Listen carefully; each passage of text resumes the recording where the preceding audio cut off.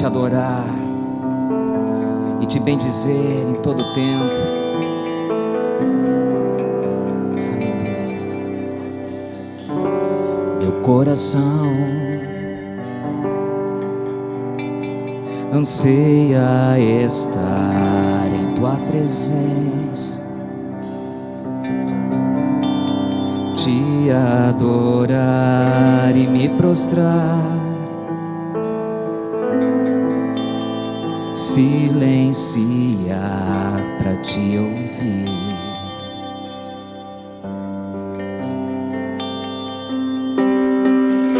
Jesus, me leva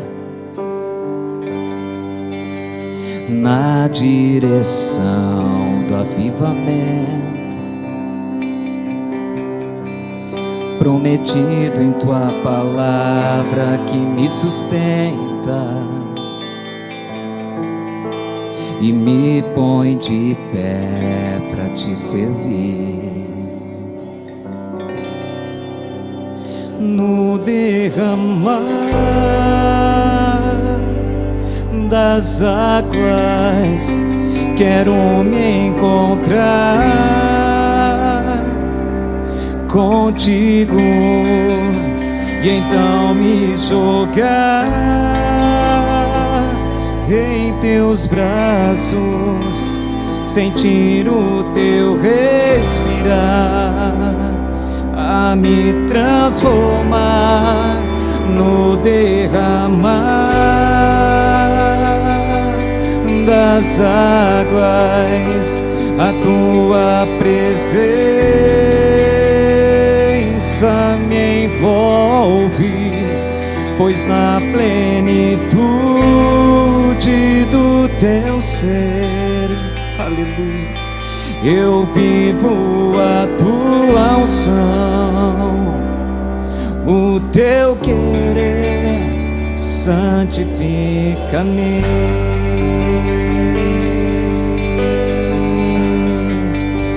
Santifica-me. Fale para o Senhor que tu estás ansioso para estar com Ele. Meu coração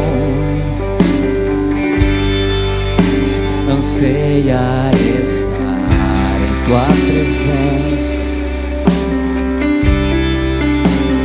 te adorar e me prostrar, silenciar para te ouvir.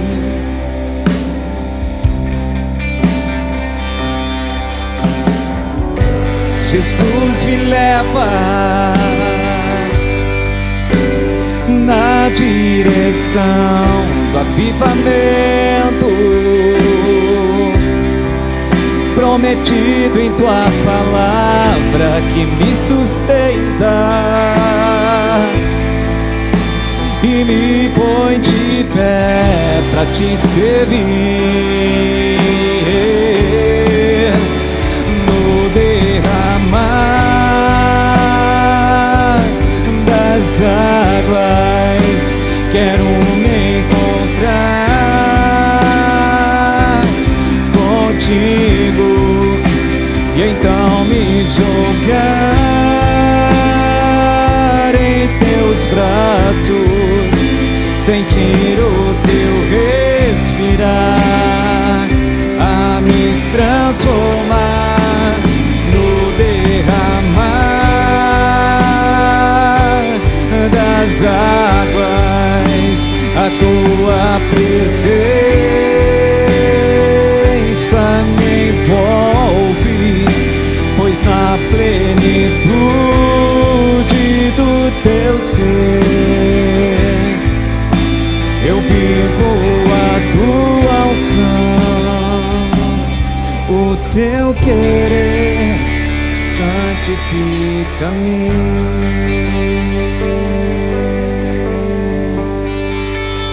Santifica-me. Nós temos essa certeza, Senhor, que só na tua presença nós somos santificados, Pai. E nós cremos que o avivamento já chegou, o avivamento da última hora, antes do toque da última trombeta. O avivamento está tocando a terra, Senhor. E todos aqueles que estiverem sensíveis, com o coração voltado ao teu altar, ao teu trono, vão viver o sobrenatural do Senhor. O Senhor está contando com você. O Senhor está contando com você. Abre teu coração. Sabe que o Senhor Ele sabe como trabalhar dentro do nosso coração. Ele sabe o que deve ser feito para que você possa estar vivendo numa dimensão muito maior e mais profunda das águas do Espírito. Que o derramar das águas do Santo Espírito venha tocar o teu lar, venha tocar a tua casa, o teu trabalho, aonde quer que os teus pés pisarem. Nós declaramos e profetizamos que o derramar das águas do Espírito Santo venha transformar a tua vida, e você, sendo um canal nas mãos do Senhor, tu vai ser um instrumento para transformar gerações, levando a luz do Senhor Jesus. Você crê nisso? Cremos que no derramar da presença do Espírito Santo, nós somos transformados e somos usados de maneira poderosa nesta última hora. Aleluia. Oh Jesus, no derramar, diga, das águas, quero me encontrar contigo, e então me jogar em teus braços, sentir o teu respirar, a me transformar no derramar das águas. A tua presença me envolve, pois na plenitude do teu ser eu vivo a tua unção, o teu querer santifica-me.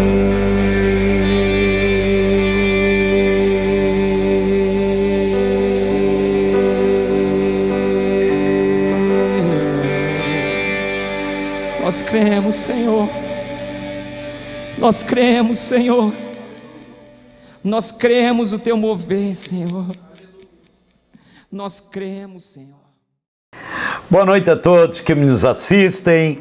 Seja louvado e bendito o nome do Senhor Jesus em todos vocês. É um privilégio poder entrar através da imagem e do som nos vossos lares e poder trazer para vocês mais uma mensagem extremamente importante, embora simples de entendimento, que todos nós precisamos de ter para aprimorar nosso relacionamento com Deus. Vamos lá?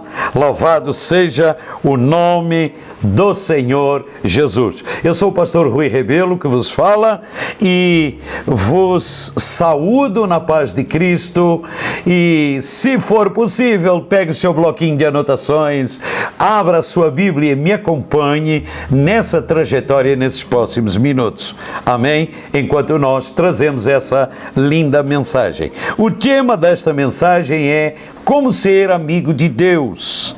Louvado seja o nome do Senhor. Vá para a sua Bíblia, João capítulo 15, versículos 14 e 15, e observe o que está escrito. Lá diz assim, versículo 14: Vós sois meus amigos se fazeis o que eu vos mando. Já não vos chamo de servos, porque o servo não sabe o que faz o seu Senhor, mas tenho-vos chamado de amigos, porque tudo quanto ouvi de meu Pai vos tenho dado a conhecer. Uma outra versão, a NVI, diz um pouquinho diferenciado as palavras-chave do que eu vou falar em seguida. Vocês serão meus amigos se fizerem o que eu lhes ordeno. Eu os tenho chamado de amigos, porque tudo o que ouvi de meu Pai, eu lhes tornei conhecido. Amém?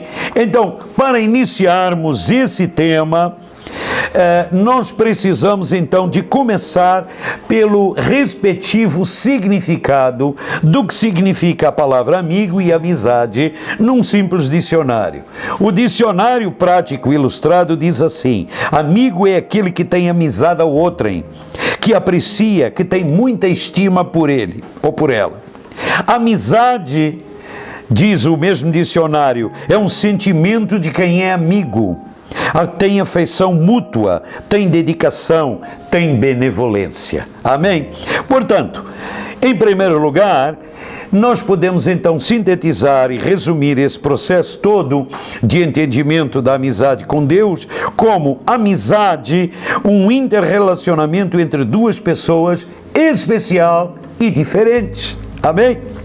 Irão se guardar e proteger mutuamente as pessoas que assim têm tal sentimento.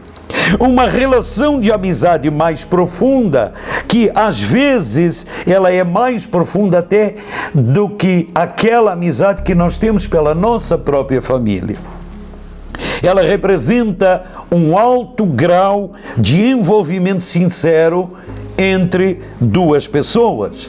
A Bíblia diz claramente, em Provérbios 18, 24, o homem que tem amigos deve mostrar-se amigável, porém, há um amigo mais achegado que um irmão. Então, com Deus, a amizade, já em cima daquilo que eu apenas falei até agora, a amizade é idêntica, só que infinitamente maior. Vocês estão entendendo? Ultrapassando a nossa compreensão humana. Nós podemos concluir isso, por que eu digo que vai além da nossa compreensão humana? Por quê? Em primeiro lugar, Efésios capítulo 3, versículo 20, diz assim, ora, o autor escreve, ora, aquele que é poderoso para fazer infinitamente mais do que tudo quanto pedimos ou pensamos, conforme o seu poder que opera em nós. Ok? Efésios 3:20 diz claramente isso. Um outro aspecto que eu acrescento a esse é que para quem ama a Deus, para quem ama essa pessoa, para quem é amigo, ele então preparou algumas coisas de uma forma diferenciada. 1 Coríntios capítulo 2:9 diz assim, as coisas que o olho não viu e o ouvido não ouviu e não subiram ao coração do homem. Vamos abrir e fechar um parênteses. O que representa isso? Conhecimento de Deus além do aprendizado normal. Feche parênteses. São as que Deus preparou para os que o amam, ou seja, os que têm amizade genuína. Ok? Então, louvado seja o nome do Senhor. Depois, se você tiver tempo, leia também Isaías 64, versículo 4, acerca desse mesmo assunto. O terceiro aspecto importante nessa amizade especial é que, seja qual for o preço a pagar, amados, sempre vale a pena sermos amigos de Deus. Você não concorda comigo? Amém. Louvado seja o nome do Senhor. Permitam que eu vos traga rapidamente para um pequeno histórico sobre a minha trajetória. Eu não sou oriundo do Brasil, sou uma pessoa mais de África, ok? Então, observem as características que eu quero trazer para vocês de por que eu achei que este assunto era super importante para ser mencionado e falado aqui assim esta noite desta forma. Como um imigrante fugindo da guerra civil de Angola, eu converti-me em 1968, ok? Saindo da guerra civil de Angola dos anos 60, e imigramos para a África do Sul, eu e minha família, meu pai, minha mãe, minha avó, para Joanesburgo, e residimos em Joanesburgo, na África do Sul, nos anos 60, nos anos 70, até quase ao final dos anos 70. Em 1972, eu tive uma experiência maravilhosa que foi o batismo no Espírito Santo, após ter aceitado ao Senhor como meu único e suficiente Salvador. Aquilo foi tão impactante para mim, que eu comecei a encarar as pessoas de uma maneira diferenciada. Até ali eram as mesmas pessoas, mas tinha algo diferente nelas que eu não conseguia ver antes. Eu, como filho único, falando pouco a língua daquele país, lá na África do Sul, eu na realidade tinha poucos amigos. De fato, allegados amigos eu não tinha absolutamente ninguém, não tinha nenhum. Mas em 1974, final de 74, portanto 44 anos atrás, final de 77, ok? Há 44 anos atrás aproximadamente, eu decidi vir para o Brasil e assentar minhas raízes aqui assim, aonde eu estou até hoje. E eu mudei, com essa minha mudança de um continente para o outro, ok, do continente africano para o continente brasileiro, eu decidi mudar também minha atitude. E por que eu digo isso? Por que eu enfatizo isso? Porque até aquele momento eu tinha sido uma pessoa triste, eu tinha sido uma pessoa amedrontada, com problemas da guerra, os rumores de guerra, os problemas de insegurança iminentes a qualquer pessoa que vive debaixo de um país que não oferece absolutamente segurança nenhuma para você viver no seu dia a dia. Mas a hora em que eu cheguei no Brasil, eu decidi ser uma nova criatura em Cristo Jesus, e isso representava mudar também a minha forma de pensar e a minha maneira animosa de eu me relacionar com os outros. Eu decidi ser uma pessoa animada, ser uma pessoa otimista, bem relacionada com os outros.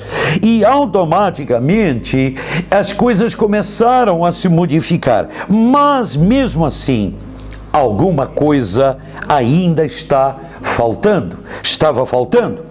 Depois, em 1994, já no Brasil, eu decidi fazer um curso por correspondência em inglês, chamado do Instituto Bíblico Rema dos Estados Unidos, chamado Dynamics of Faith.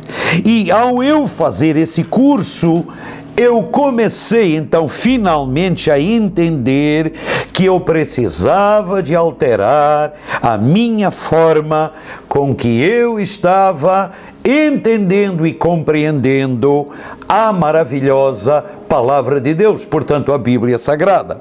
E em primeiro lugar, a minha primeira mudança foi não ler apenas a Palavra de Deus como um livro qualquer. Eu comecei a ler a Palavra de Deus como alguém falando comigo. Eu comecei a meditar. Ler, meditar e praticar passaram a ser a tônica dos meus passos na minha leitura e devoção diária com a Palavra de Deus. Por quê? Porque meditar representa pensar a respeito daquilo que eu estou lendo. E praticar representa também ser um praticante daquilo que eu estou entendendo e pensando a respeito, mas que eu preciso de priorizar isso também junto com as minhas demais coisas aqui na Terra. Então eu decidi dar primazia à Palavra de Deus na minha vida. E é isso que eu recomendo para todos vocês ingressarem, aqueles que são mais novos na fé, nessa jornada maravilhosa.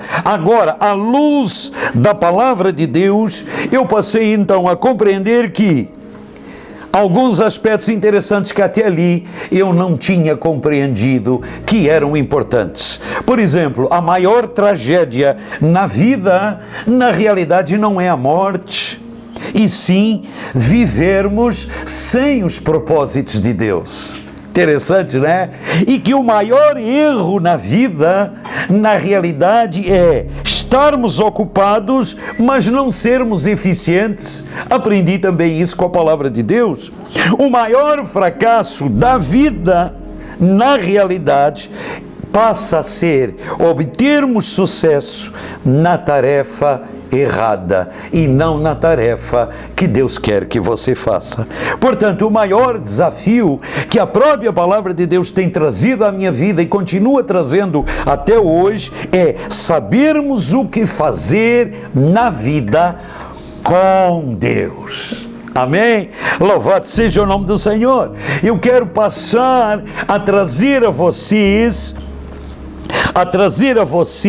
algumas características que eu creio que são importantes para você adotar nessa sua jornada com Deus. Se você recém se decidiu para caminhar com Deus e numa genuína amizade com Ele, amando a palavra de Deus, você decidiu ir em frente, então é muito importante isso que eu vou falar. Mas também para aquela pessoa que já tem uma certa caminhada com Deus, há mais tempo serve ao Senhor, talvez há uma série de ativismos e procedimentos do dia a dia que você já faz bem feito, mas de repente essas características que eu vou recomendar para também você que já tem uma certa caminhada com Deus, também possa fazer parte da sua convivência com Deus de agora em diante. Vamos lá, as características de um cristão,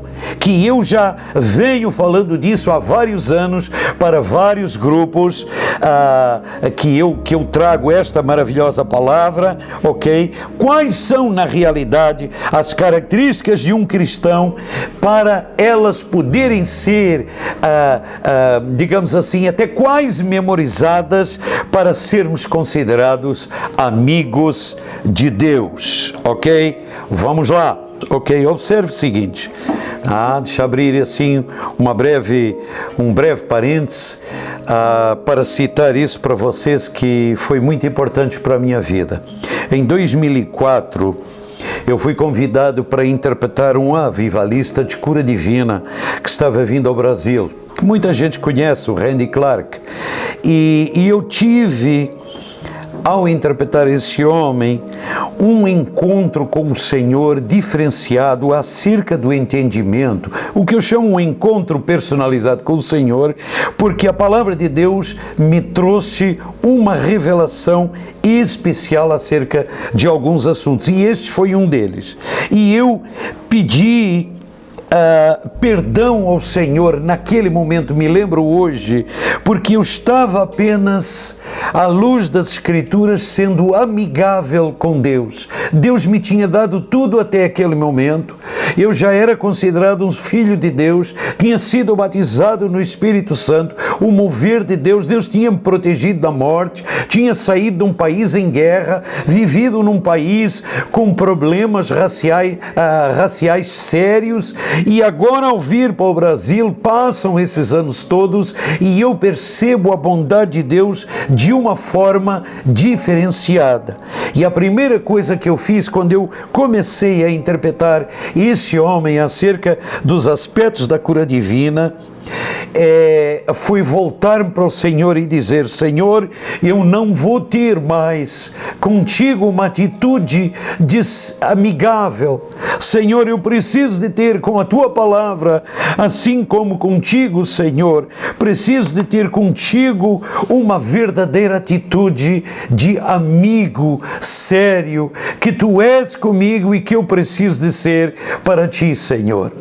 Eu meditei novamente em João 15:14 e eu decidi, a partir desse dia, verdadeiramente ser um amigo do Senhor Jesus, conforme as Escrituras dizem que nós precisamos ser. Não me acho perfeito, mas incentivo a todos vocês que estão ouvindo essa mensagem a perceberem que mais cedo ou mais tarde na vida nós precisamos de aprimorar o nosso caráter e rever rever nosso comportamento e nossas atitudes para com Deus à luz da palavra e falar isso diretamente para Ele. Amém?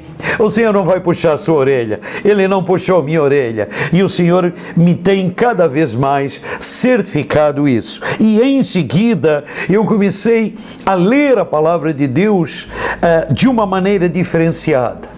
Já tenho levado inúmeros lugares aonde eu tenho trazido a palavra de Deus, esta recomendação de 8 passos fundamentais que nós temos que adotar com Deus. Portanto, uma demonstração de uma genuína amizade com o Senhor. Em primeiro lugar, o amigo de Deus faz a vontade do Senhor.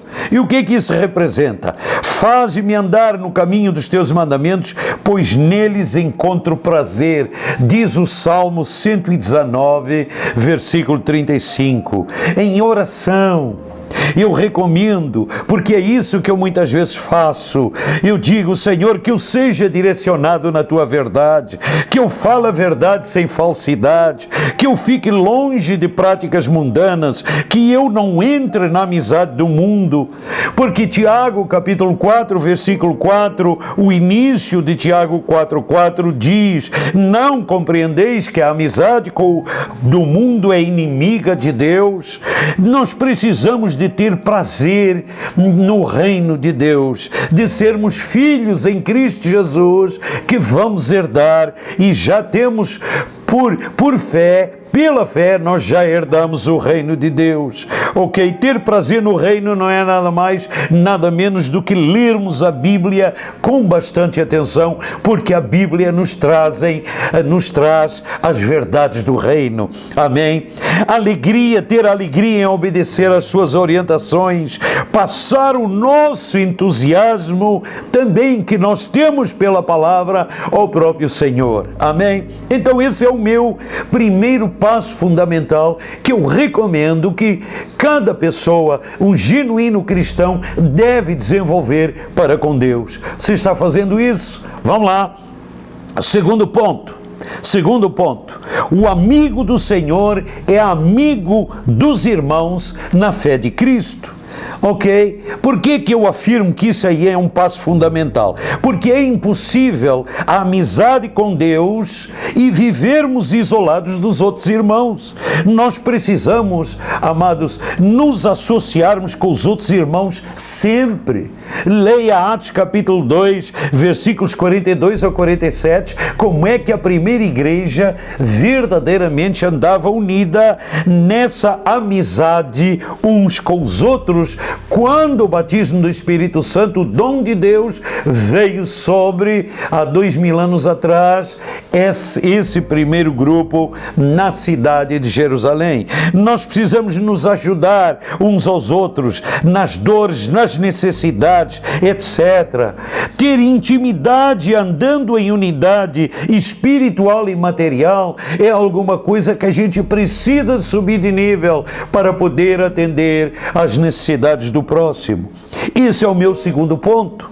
O meu terceiro ponto, que eu recomendo como passo fundamental, é que o amigo do Senhor dá testemunho de Deus. Ok, o que eu quero dizer com isso? Em primeiro lugar, vamos entender o seguinte: contar o que o Senhor tem feito na sua vida não é opção do cristão. É alguma coisa que nós temos e precisamos de passar para os outros, ok? Nós vemos isso na Bíblia. Marcos capítulo 5, versículo 19, nos diz, o Senhor Jesus nos relata a história do Senhor Jesus e os seus discípulos que passam para uma outra margem daquele mar, ok? E eles vão para a cidade, ali para o lugar dos Gerazenos, ok? Dos Gerazenos, aonde um endemoniado se encontra lá para azucrinar a vida de qualquer pessoa que passasse para aquele lugar. Então, Marcos capítulo 5, versículo 19, nós vemos que o Senhor Jesus diz claramente para aquele homem, para o libertar: vai para a tua casa, ser curado, expulsou os demônios daquele homem que o acorrentavam, anuncia-lhes quão grandes coisas o Senhor te fez. E depois nós lemos adiante que isso foi exatamente o que aconteceu.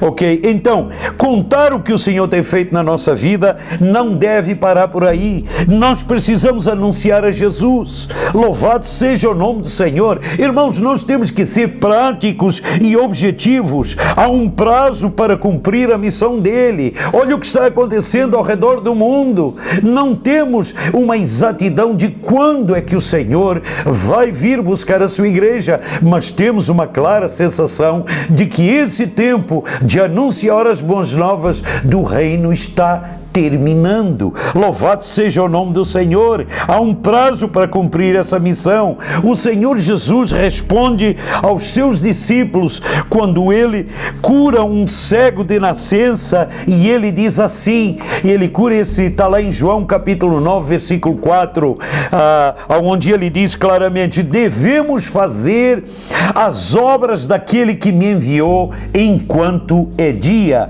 A noite vem quando ninguém jamais poderá trabalhar. Então, esse é o terceiro ponto. O quarto ponto: o amigo do Senhor crê no poder. Louvado seja Deus, o nome do Senhor. Louvado seja Deus. Crê no poder e pratica isso. Crê no poder de Deus usando todas as ferramentas que a Bíblia diz que é para ele poder fazer. Jesus deu-nos poder e autoridade sobre as trevas e sobre todo o mal. Nós vemos em Lucas capítulo 9, versículos 1 e 2, que Jesus, lá está escrito claramente, Jesus deu-lhes poder e autoridade sobre todos os demônios para efetuarem curas. Um pouquinho mais adiante você vai ler: e os enviou a pregar o reino de Deus e a curar os enfermos. Então, louvado seja o nome do Senhor. Essa palavra autoridade no grego é a palavra exousia. Essa palavra autoridade representa poder delegado.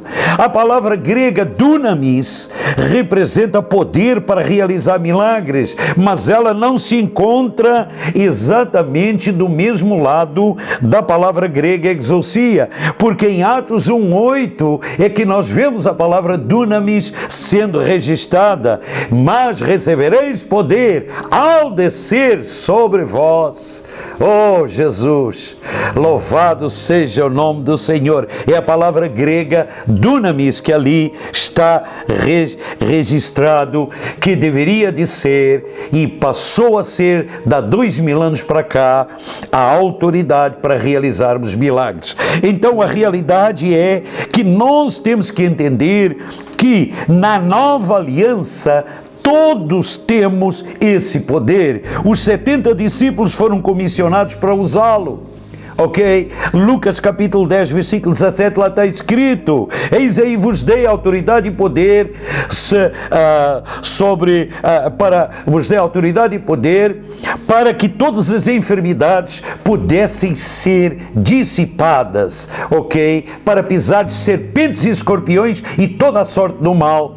Ok? E aí em seguida diz: e nada vos fará dano algum. Então, amados, nós precisamos entender, ainda estou debaixo do quarto aspecto do amigo do Senhor que crê no poder de Deus, mas esse ponto aqui é extremamente importante, por isso que eu estou enfatizando ele novamente: agirmos sem orgulho ou vaidade.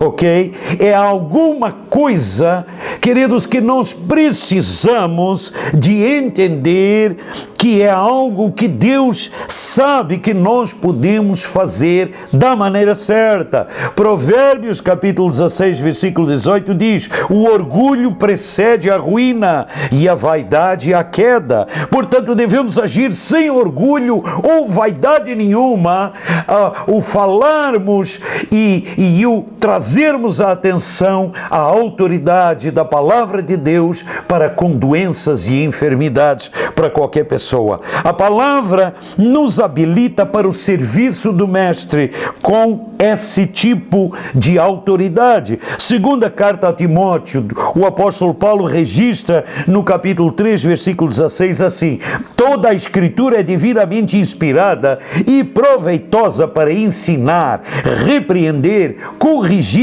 instruir em justiça. Então, a palavra de Deus nos habilita para o serviço do Mestre com o uso de autoridade. Amém? Louvado seja o nome do Senhor. Isso é apenas o quarto ponto que eu recomendo que você deve se aprimorar. O quinto ponto: o amigo do Senhor não teme o inimigo. Meu Deus do céu, louvado seja o Senhor. Não tem medo das ações do adversário.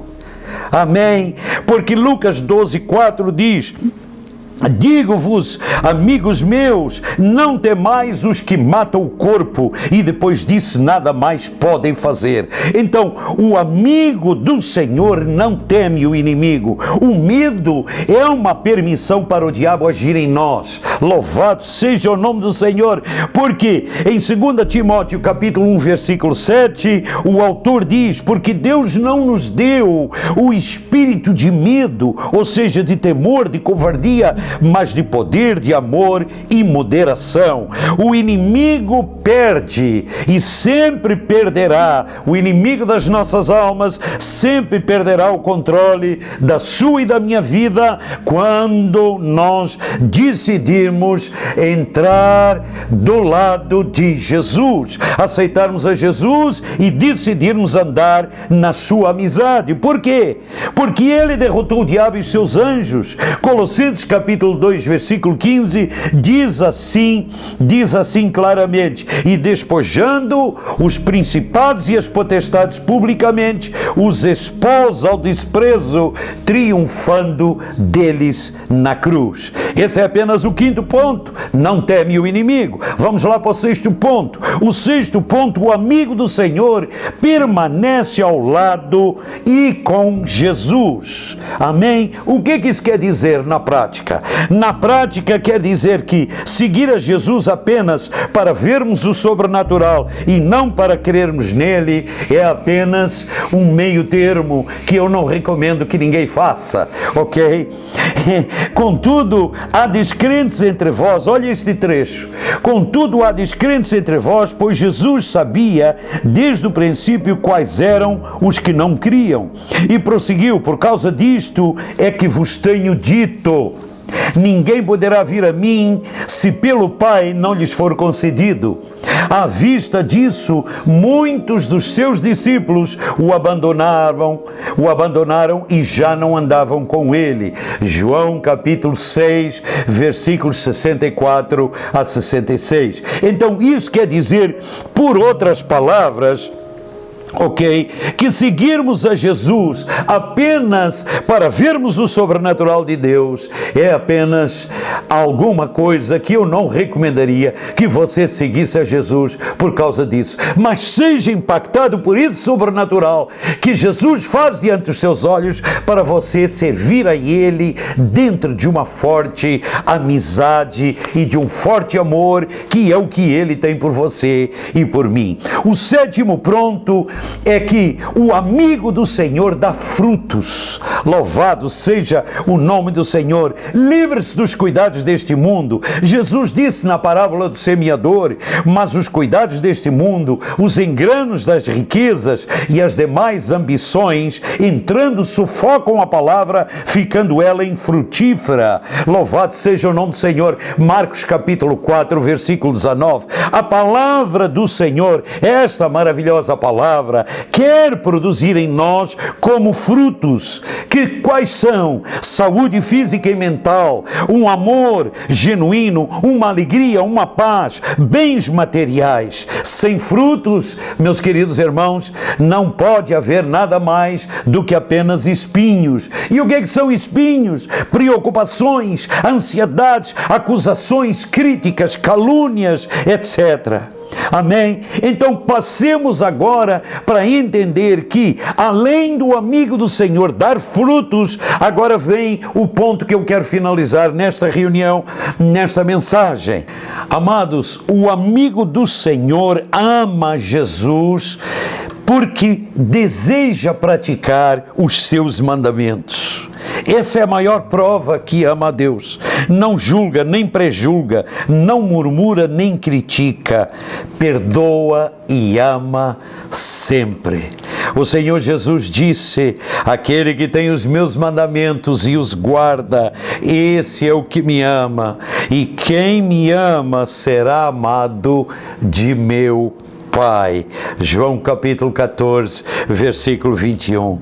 Concluindo, eu diria para todos os que me estão assistindo, precisamos de rever a maneira como nós estamos sendo amigos do Senhor. À luz da palavra de Deus, a melhor forma a fazer é confessar com os nossos lábios e crer com o nosso coração que há uma nova chance que Deus nos dá a todos nós quando a gente reconhece nossos erros. Se você está de acordo comigo, faça esta oração de consagração comigo nesta hora ao Senhor, em concordância com a sua palavra. Coloque a mão no seu peito e concorde e diga comigo. Eu vou falar pausadamente. Amado Pai Celestial, em nome de Jesus, ensina-nos a fazer a tua vontade completa.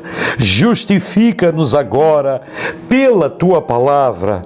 Em 1 João capítulo 1, versículo 9, que nos diz que nós temos os nossos pecados perdoados. Senhor, nós confessamos esses 8 pontos, Pai, para sermos teus amigos verdadeiros, praticando-os constantemente e cumprindo assim os teus propósitos em nós. Assim declaramos em nome de Jesus. Amém e amém. Vamos ficando por aí e que Deus vos abençoe grandemente. O nosso quadro agora Derramar Responde vai alertar vocês acerca de aspectos preponderantes desta mensagem que nós precisamos de guardar, rever, meditar e fazer tal qual nós estamos ouvindo e compreendendo. Amém? Que Deus abençoe a todos. Até nosso próximo tempo. Amém. Graças e paz, queridos irmãos, sejam todos muito bem-vindos a mais um quadro Derramar Responde. Hoje nós vamos trazer à mesa perguntas bem bacanas sobre a mensagem maravilhosa que o pastor Rui acabou de compartilhar, que os irmãos ouviram. Amém? E eu creio que hoje quem vai iniciar esse debate é o pastor Andraci. Amém. Pastor, qual que é a pergunta que traz hoje para a mesa?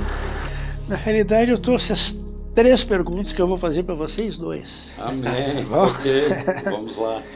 Depois dessa mensagem aí, essa mensagem muito boa de como ser amigo de Deus, eu tenho 3 perguntas aqui, uma para o Cleiton, que eu vou já perguntar. Jesus afirmou que temos amizade com Deus através dele, certo? O texto de João 15,15 nos confirma isso. Mas o mesmo texto também menciona a palavra servo. Dá para definirmos melhor, hoje, nossa era, hoje, a diferença entre sermos servos e sermos amigos? Eu creio Como que distinguir isso, né? Eu creio que, em outras palavras, a dúvida de muita gente é encontrar um equilíbrio no que a Bíblia realmente diz, porque, mas nós somos amigos ou servos de Deus? Né? Qual que é exatamente esse equilíbrio que tem que existir, o que a Bíblia diz a respeito? Eu creio que isso aí nós temos que entender exatamente como tentar olhar pelo ponto de vista de Deus e entender o coração do Pai e o que está escrito nas Escrituras, para nós conseguirmos colocar um balanço nessa questão de servo e na questão de ser amigo de Deus. Se nós olharmos para o Antigo Testamento e trazermos para os dias de hoje, nós vimos que antigamente as pessoas realmente serviam a Deus, eram servos de Deus. Mas note que em nenhum momento a Bíblia chama os servos de Deus de amigo de Deus no Antigo Testamento.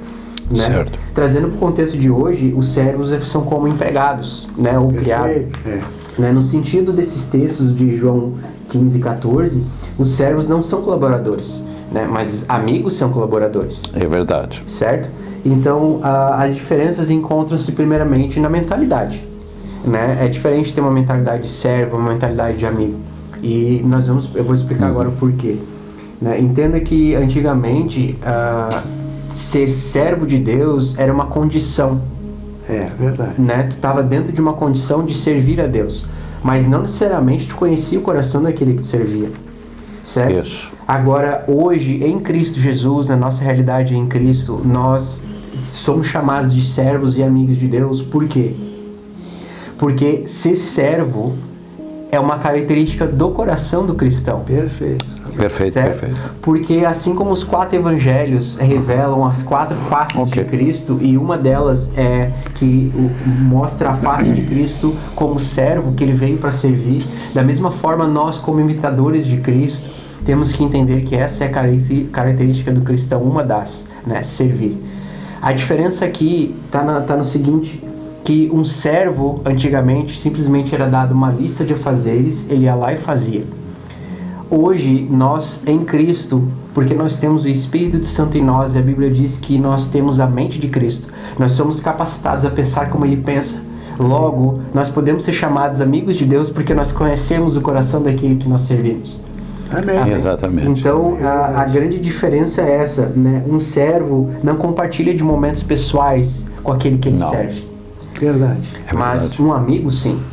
Né? Um amigo, o que é interessante notar também que ser amigo de Deus não exclui o fato de que nós somos filhos de Deus. Sim. Né? E os dois pressupõem uma coisa: intimidade com o Senhor. Amém. Então, quando nós temos intimidade com o Senhor, nós entendemos que servir é uma característica, porque assim como Ele serviu, nós também fomos chamados para servir. Essa é a grande diferença. É verdade. Muito boa. Amém? Muito boa. Pastor Rui, dando continuidade ao que o Cleito explicou ali com relação à primeira pergunta, eu faço uma segunda que complementa, tá? O texto de João 15, 14 nos mostra uma condicional com a frase: Certo. vocês serão meus amigos, se fizerem o que eu lhes ordeno. Está implícito sermos obedientes à sua vontade. Embora existam várias coisas que signifiquem sua vontade, eu destaco uma: sermos seus colaboradores. Ok. Assim, o que realmente significa, nesse contexto, sermos colaboradores de Jesus. Essa é a sua vontade? Essa é a vontade dele? Sim, certamente. Certamente. É a vontade do Senhor que sejamos colaboradores dele, ok? Porque ser colaborador do Senhor não significa que sem Ele, sem Cristo, deixa eu começar por responder dessa forma. Significa que sem Cristo nosso trabalho não será nunca, jamais completo. Nosso trabalho aqui na Terra não é completo. Surpreendentemente, a sua obra aqui na Terra também não é completa sem nós. É isso que as Escrituras nos ensinam. Sem nós, quem? A Igreja, o corpo de Cristo. Amém. Ok? Então, uma vez que esses dois aspectos estão definidos, vamos então para o terceiro. É que Jesus está interessado em seus desejos e sonhos de tal forma com a humanidade que ele abriu o seu plano para nós. Bem. E a quem é que ele abriu esse plano divino? A quem Deus abriu os planos divinos? Para nós, quem? cooperadores, colaboradores, amigos. Amém. Ok? Para o quê? Para que, no fundo, o resultado seja a sua total influência do reino dos céus aqui através de nós na terra. Amém. Ok? Então, se eu puder resumir tudo isso para quem nos assiste de uma maneira mais prática, essa resposta também pode ser colocada dessa forma. Perfeito. Que a vida cristã normal pressupõe aqui na Terra uma parceria entre Deus e cada um de nós. Amém. Ok? A sua vontade com a nossa vontade devem andar sempre de mãos dadas, ou seja, em concordância. Amém. Ok? Muito boa. Espero ter respondido essa Não, tua muito pergunta. boa. Agora, com essas duas respostas aí, que foram muito boas, eu vou fazer uma terceira pergunta aqui para complementar tudo. Pastor Rui, já que o irmão já seguiu aí, vamos adiante. Podemos então entender que Deus nos elevou de nível, né? De servo para o patamar de amigos, certo? Como classificar esse novo relacionamento com Deus? Ok. Esse novo relacionamento com Deus, realmente, você tem razão, é um convite a nós passarmos a um nível superior de relacionamento, sinceramente, com certeza. E ele vai além das interações naturais, normais, como por exemplo de um servo entre o empregador e empregado. Vai além disso. Muito além. Ok. Então, isso também representa que ele está disposto a nos comprometermos com ele, a aceitar essa ideia, ok?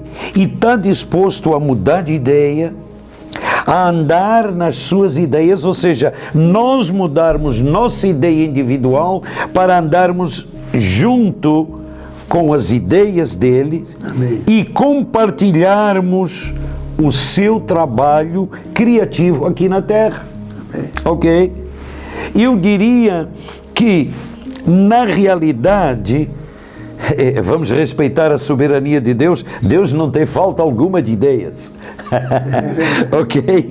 Mas Ele gosta da nossa participação. Ele quer. Exatamente. Ele escolheu andar em comunhão com a gente. Ele fazer escolheu, essa parceria. ele escolheu. Aceitamos nós também, para quem nos assiste, ok? Então, sejamos com isso amigos genuínos de Jesus, sem contrariedade alguma, sem resistência alguma a partir de agora. O objetivo desse quadro era que verdadeiramente a gente suba esse patamar e não desça jamais depois disto. Amém. Amém? Perfeito, perfeito. Ok. Muito bom, irmão. Amém. Que Deus abençoe a todos. Amém. Glória. Amém. Glória a Deus.